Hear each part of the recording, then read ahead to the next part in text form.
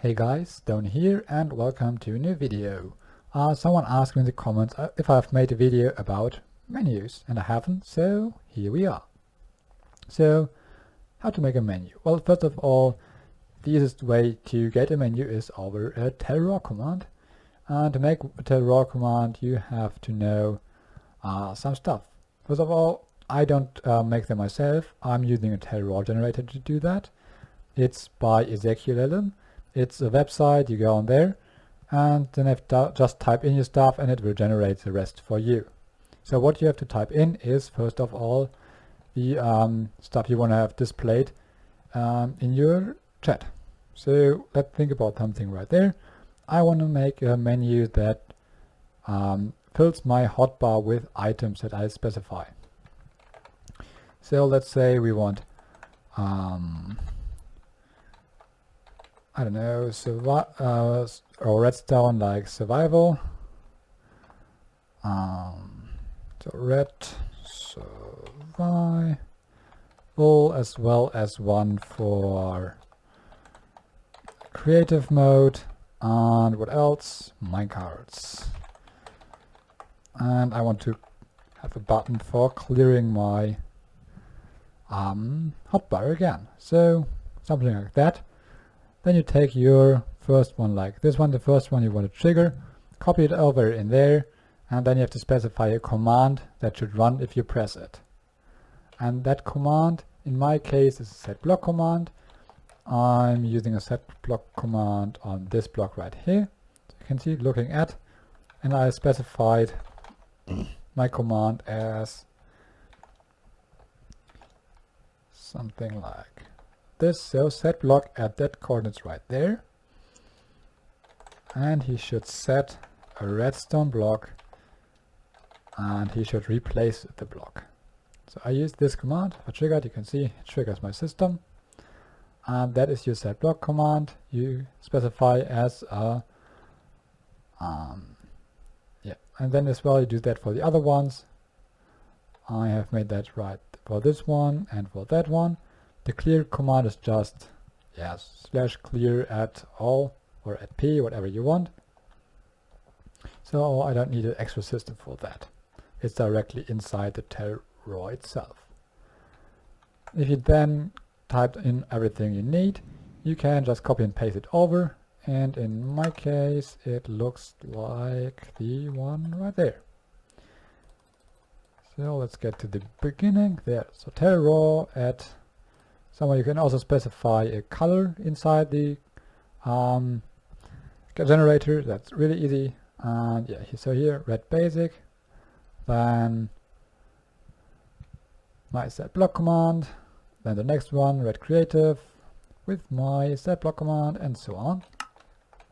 If you now trigger that,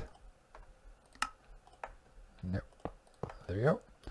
You have your menu. Now we need that some stuff happens if you press your button. In my case, if you press the button, it sets blocks there, then it triggers this command. This command then fills this whole row with redstone blocks. I'm not specifying the fill directly in the Tellraw, because if I want to use the system somewhere else, I just copy it over and I have to change those 3 coordinates instead of all these 6 that if I would have to change if I use a fill command inside the Tellraw. So yeah, so it fills all of those in order. So from the smallest Z value to the highest, or from the smallest X to the highest, whatever way you place your system. And then first of all, I'm clearing the inventory of the player. Then I start to fill it back with stuff. And for that I'm using the replace item command, because this one is for a specific slot, so you can have everything in order that you want. Like for me, I like to have my repeater next to my redstone dust, so I can directly switch over between them and do clocks and stuff like that. So yeah, so the replace command is quite easy. Just replace item, add an entity, and then add the player. You can also have add a block like a chest or something like that. but for us it's a player, and then slot hotbar 6. 6 is 0, 1, 2, 3, 4, 5, 6. It's important that it starts with 0 and not with 1. So it's 0 to 8 and not 1 to 9. And then you specify your block that you want to place there. In my case it's a hopper with a count of 1. That is not the damage value, that is the count of the item. The damage value is right there. The next number would be the damage value. In this case it's planks 1, 1. So planks, 1 plank with a damage value of 1, that is spruce wood. I can see down here, spruce wood planks.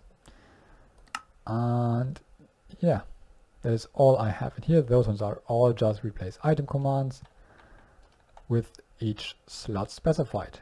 Same for the other ones, just other blocks specified in there.